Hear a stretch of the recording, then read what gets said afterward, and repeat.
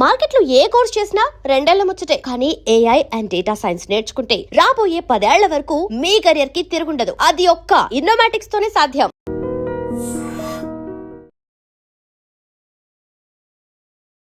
I dream చూస్తున్న ప్రేక్షకులందరికీ నమస్కారం. ఈరోజు మనతో పాటు ప్రముఖ ఆధ్యాత్మికవేత్త, జ్యోతిష్య పండితులు, ఇంటర్నేషనల్ అవార్డు గ్రహీత, శ్రీ విద్యా ఉపాసకులు డాక్టర్ బమిడి సుదర్శన్ శర్మ గురుగారు మనతో పాటు ఉన్నారు. మాట్లాడదాం. నమస్కారం గురుగారు. నమస్కారం అమ్మ. గురుగారు, జూన్ 18న గురు పుష్య యోగం. ఇది అత్యంత శుభప్రదమైన యోగాల్లో ఒకటిగా చెప్తారు. అసలు గురు పుష్య యోగం అంటే ఏంటి? ఆ రోజు మనం చేయవలసిన పనులు, చేయకుండా పనులు, అలాగే మనం ఆరాధించాల్సిన దేవీ దేవతల గురించి వివరిస్తారా? మంచి ప్రశ్న వేసావమ్మా. ఈ ప్రశ్న గురించి మాట్లాడుకోబోయే ముందు ఆధ్యాత్మికంగా దైవక ప్రార్థన చేసుకునే విషయంలోకి వెళ్దామమ్మా. బీజాపూరగదేక్షు కార్ముకరుజ చక్రాబ్జ పాశోత్పల వ్రీహ్యగ్రస్వ విషాణ రత్నకరశాన్ ప్రోధ్యత్కరాంభోరుహ ధ్యేయో వల్లభయ సపత్మకరయ సృష్టోజ్వల భూషయాత్ విశ్వోత్పత్తి విపత్తి సంస్థితికరో విఘ్నేశ ఇష్టార్దదః. శ్రీ మహాగణాధిపతయే నమో నమః. అస్మత్ గురు దత్తాత్రేయ సద్గురుభ్యో నమో నమః. అస్మత్ పితు శ్రీ భమిడి వెంకట సుబ్రహ్మణ్య శర్మ పాదారవిందాభ్యో నమో నమః. అమ్మా, మంచి ప్రశ్న వేసావు. ప్రధానంగా ఈ యొక్క ఇప్పుడు జూన్ నెల వస్తున్నటువంటి 18వ తేదీన చాలా విశేషమైనటువంటి పర్వదినం. ఏమిటి అంటే గురు పుష్య యోగం. ఈ గురు పుష్య యోగం అసలు ఏమిటి, అసలు ఎందుకు అంత వైశిష్ట్యం కలిగింది?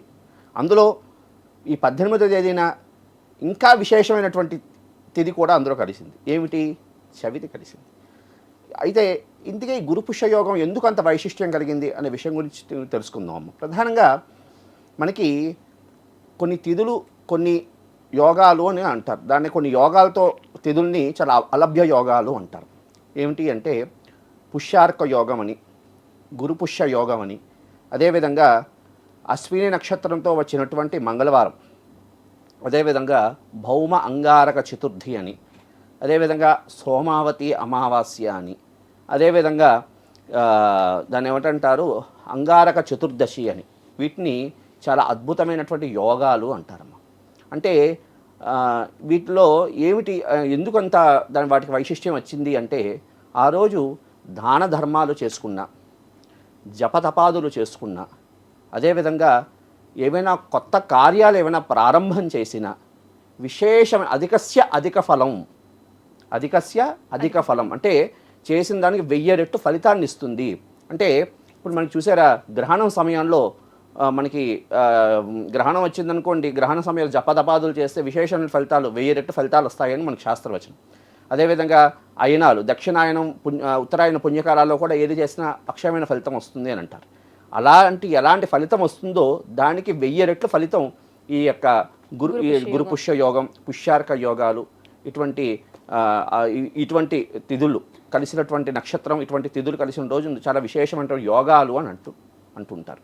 అయితే మనకి ఇప్పుడు ఈ జూన్ 18వ తేదీన గురు పుష్య యోగం అని వస్తున్నది. అంటే గురు పుష్య యోగం అంటే ఏమిటి అంటే పుష్యమి నక్షత్రంతో వచ్చినటువంటి గురువారం, పుష్యమి నక్షత్రంతో వచ్చినటువంటి గురువారాన్ని గురు పుష్య యోగం అంటారు. అయితే ఆ రోజు ఇంకొకటి విశేషం ఏమిటి అంటే చవితి తిథి కూడా వచ్చింది.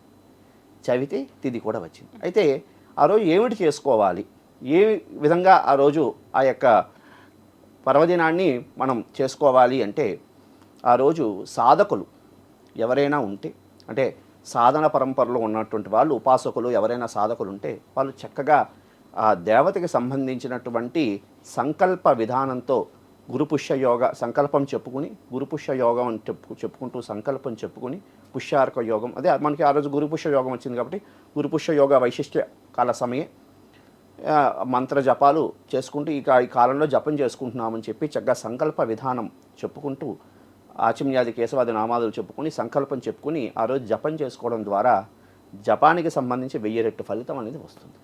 అదేవిధంగా ఆ రోజు దాన ధర్మాలు ఏమైనా చేసుకున్నా ఖచ్చితంగా వాటికి సంబంధించినటువంటి 1000 రెట్టు అధికస్య అధిక ఫలం, 1000 రెట్టు ఫలితం అనేది మనకి సిద్ధిస్తుంది అని నేను చెప్పేది కాదు, శాస్త్రంలో ఉన్నటువంటి విషయం. అయితే ఇంకా ఆ రోజు ఏమిటి చేసుకోవాలి అంటే ఆ రోజు కొత్త కార్యాలు, అంటే ఎంత పని చేసినా విఘ్నాలు వస్తున్నాయి, ఎన్నిసార్లు ప్రయత్నం చేస్తున్నప్పటికీ కార్య అపజయం కలుగుతున్నది అన్నటువంటి భావన చేస్తున్న వాళ్ళు ఖచ్చితంగా ఆ రోజు కాస్త ఆ రోజు ఇంకోటి ఏమిటయ్యా అంటే చవితి కూడా వచ్చింది. చవితి లక్ష్మీవారంతో వచ్చినటువంటి చవితి చాలా విశేషమైనటువంటి ఫలితం వస్తుంది అని మనకి ముద్గల పురాణం చాలా విశేషమైనటువంటి గానాపత్యానికి సంబంధించినటువంటి చాలా విశేషమైనటువంటి పురాణాల్లో కూడా లిఖించబడి ఉన్నది. చవితితో వచ్చినటువంటి శుక్రవారం, చవితితో వచ్చినటువంటి గురువారం గణపతికి చాలా ప్రీతి అని, కాబట్టి ఆ రోజు చవితి కూడా వచ్చింది. కాబట్టి ఆ రోజు గణపతిని కాస్త విశేషంగా ప్రార్థన చేసుకుని కార్యజయం కోసం కాస్త ఆంజనేయ స్వామి వారిని కూడా ధ్యానం చేసుకుంటూ ఆ రోజు కార్య ప్రయత్నం చేస్తే శుభకార్యాలకని కానీ మరి ఏదైనా వారి మనసులో కామ్యం ఏమైనా ఉంటే ఆ రోజు ప్రారంభం చేస్తే ఖచ్చితంగా సిద్ధిస్తుంది అని ఆ రోజు మనకి ఆ గురుపుష్య యోగం యొక్క వైశిష్ట్యం ఇది ఒకటి. అయితే గురుగారు, ఆ రోజు గురుపుష్య యోగం రోజు ప్రత్యేకంగా మనం చేయకుండా పనులు ఏమైనా ఉంటే చెప్తారా? గురుపుష్య యోగంలో చేయకూడని పనులు అంటే ఏముంటున్నాయమ్మా? ప్రధానంగా ఆ రోజు ప్రాతకాలం నిద్రలేచి ఇవన్నీ చేయాలి. చేయకూడని పనులు ఏమిటి అంటే ఉభయ కాలాల్లో సూర్యోదయం సూర్యాస్తమయంలో నిద్రపోకూడదు. అదేవిధంగా ఆ రోజు కాస్త ఈ మాంసాహారము ఇటువంటి తమోగుణాన్ని కలిగించినటువంటి పదార్థాన్ని విసర్జించాలి. అదేవిధంగా మనిషిని ఇబ్బంది కలిగించినటువంటి అంటే ఉదాహరణకి అదేవిధంగా కాస్త ఆ రోజు కాస్త నియమంగా ఉండడం, కాస్త బ్రహ్మచర్య ఆశ్రమంలో ఉంటూ నియమంగా ఉండే, ఎందుకంటే ఆ రోజు విశేషమైనటువంటి ఫలితాలు ఇస్తుంది కాబట్టి జపతపాదులన్నీ చేసుకున్నాక కాస్త నియమంగా ఉంటే దాని ఫలితం కూడా చాలా ఉత్కృష్టంగా వస్తుంది అని మనకి శాస్త్రం చెప్తున్నది. కాబట్టి ఆ రోజు కాస్త నియమంగా ఉంటూ ఇంకోటి ఏమిటి అని అంటే అవతల వ్యక్తికి పరుషంగా మాట్లాడకూడదు, మితంగా మాట్లాడాలి. మితంగా మాట్లాడడం, అదేవిధంగా అవతల వాళ్ళని ఇబ్బంది కలిగించేటట్లు బాధ పెట్టకుండా ఉండడం. అదేవిధంగా ఇంటికి సంబంధించి ఆ రోజు పెరుగు కానీ పాలు కానీ ఇంటి నుంచి మాత్రం బయటికి ఇవ్వకూడదు. పాలు పదార్థాలు పెరుగు అవి మాత్రం ఇంటి నుంచి బయటికి ఇవ్వకూడదు అని మనకి ఒక మాట కూడా ఉన్నది. ఈ విధమైనటువంటి కార్యాలు చేయడం ద్వారా ఉత్తమమైనటువంటి ఫలితాలు కలగడానికి అవకాశం ఉంటుంది. ఈ యొక్క శ్లోకాన్ని పఠించి కార్యం ఆ రోజు ప్రారంభిస్తే విశేషమైనటువంటి ఫలితాలు కలుగుతుంది. ఏమిటి ఆ శ్లోకం ఏమిటయ్యా అంటే త్వమస్మిన్ కార్య నిర్యోగే ప్రమాణం హరిసప్తమ హనుమన్ యత్నమాస్తాయ దుఃఖక్షయకరో భవ. మరొకసారి త్వమస్మిన్ కార్య నిర్యోగే ప్రమాణం. హనుమంతుల వారిని నమస్కారం చేసుకుని కార్యం కోసం వెళ్తే కార్యసిద్ధి కలుగుతుంది. అదేవిధంగా వివాహం కోసం, అదేవిధంగా ప్రతి మనిషికి కూడా సొంతింటి కళ అంటూ ఒకటి ఉంటుంది కదమ్మా, దానికోసం ప్రయత్నం చేసే వారికి ఆ రోజు ప్రధానంగా గురు తాలూకా బలం కొంచెం తక్కువగా ఉన్న వాళ్ళు ఆ రోజు విశేషంగా ఏమిటయ్యా అంటే ఆ రోజు దక్షిణామూర్తికి సంబంధించినటువంటి దేవాలయం కానీ, అదేవిధంగా దత్తాత్రేయుల వారికి సంబంధించినటువంటి దేవాలయానికి వెళ్ళి కాస్త శనగల్ని నానబెట్టినటువంటి శనగల్ని స్వామివారికి నివేదన చేసి ఆ రోజు అవకాశం ఉన్న వాళ్ళు పసుపు పువ్వులతో స్వామివారికి పూజ చేయడం ద్వారా ఆ ప్రసాదాన్ని పేదలకి పంచడం ద్వారా ఉత్తమమైనటువంటి ఫలితాలు కలగడానికి అవకాసం ఉంటుంది. ఈ పరిహారం చేసుకుంటే విశేషమైనటువంటి అంటే వివాహం కోసం, అదేవిధంగా సొంత ఇంటి కళ నెరవేరడానికి కూడా అవకాశం ఉంటుంది తల్లి. గురుపుష్య యోగం అంటే ఏంటి, అలాగే ఆ రోజు చేసుకోవాల్సిన పూజా విధానాలు, చేయకుండా పనులు చక్కగా వివరించారు. ధన్యవాదాలు గురుగారు. శుభమస్తు తల్లి. కాలే వర్షోతు పర్జన్యః పృథివీ శస్యశాలిని దేశోయం క్షోభరహితః బ్రాహ్మణా సంతు నిర్భయః. స్వస్తి. శుభమస్తు. And for more videos, please subscribe to iDream channel. Subscribe to iDream Media. Please subscribe to iDream. Please subscribe to iDream. Please subscribe iDream. And please subscribe to iDream.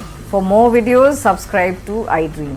please like, share and subscribe to the channel. Congratulations, iDream. Subscribe to iDream. Subscribe to iDream. So subscribe to iDream Media. iDream ki iDream team andarki huge congratulations. Please subscribe iDream Media. Please subscribe to iDream. Subscribe iDream. Please subscribe to iDream. iDream అంటే నా కళల ఛానల్ను subscribe చేసుకున్న నోరు తిరుగుతలేదు, మీరైతే గంట గుర్తు కొట్టండి. For more such videos, please subscribe to iDream. Subscribe to iDream. Please subscribe to iDream. Please subscribe iDream Media. Please do subscribe to iDream. Please subscribe to iDream Media. For best entertainment and information, please subscribe iDream. And don't forget to subscribe to iDream.